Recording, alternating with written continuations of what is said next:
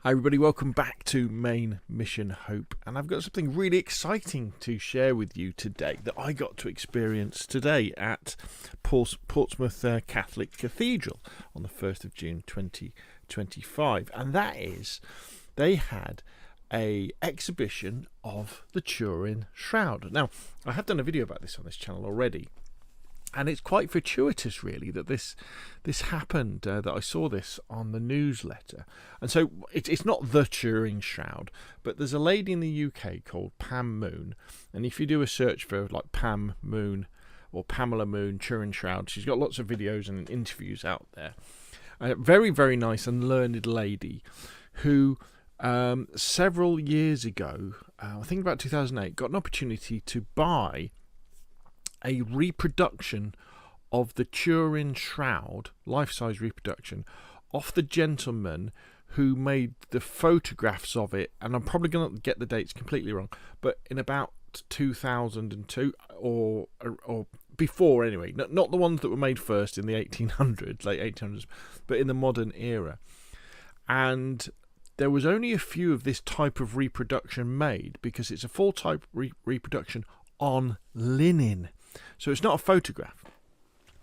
It would have been reproduced, I guess, from a photographic negative that would have then been projected onto the linen that had photographic light-sensitive chemicals on. I'm not. This video isn't about that. I'm not about how they created the reproduction, but they have this reproduction. Pam has this reproduction that her and her very nice husband take around exhibitions all over Britain and Europe as well. And I saw it come up, and if you wonder, well, what's the Turin Shroud, Rob? Well, it's this amazing historical object. Some people call it the most studied archeological object that's ever been, that allegedly is the shroud that was wrapped around the body of Jesus. So when he was taken down off the cross and put into the tomb, he was laid on this cloth, and the cloth was then put over the top of his head.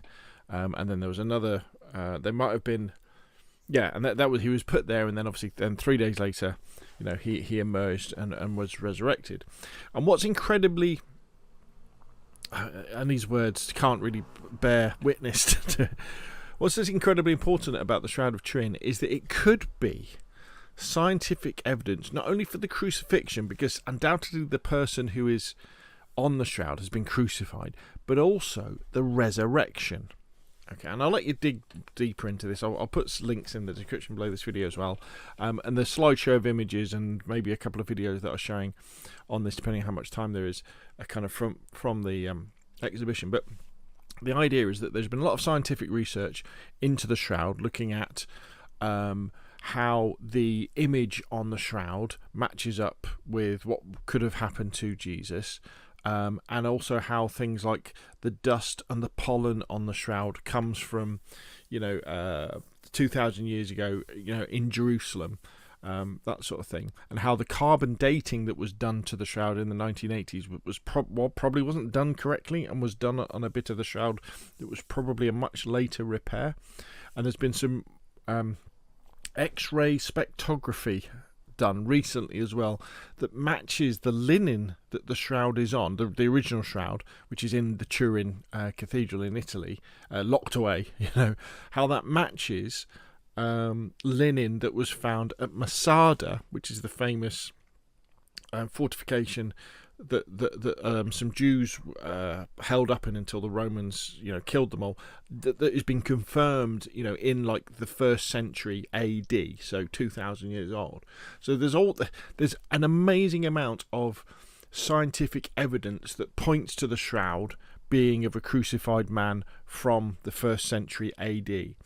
And then the evidence of the crucifixion, the evidence of the resurrection, is the way that the image is imprinted onto the linen, in the fact that it's this micrometer length of slight darkening of the linen, in a way that nobody's really been able to reproduce since. And in fact, when they were investigating this in the 80s, they used a NASA technique where you could take a flat photograph of, say, a moon, or the moon of one of the moons of Jupiter. You could take a flat photograph, black and white photograph, something like that, and from the shadows on that photograph, and on the image you could then extrapolate a 3D image. And what they found is that the shroud contains such information, so you can build from the image that's on the shroud, you can build a 3D object which is a person. And this means that the image on the shroud was probably created by an incredibly bright flash,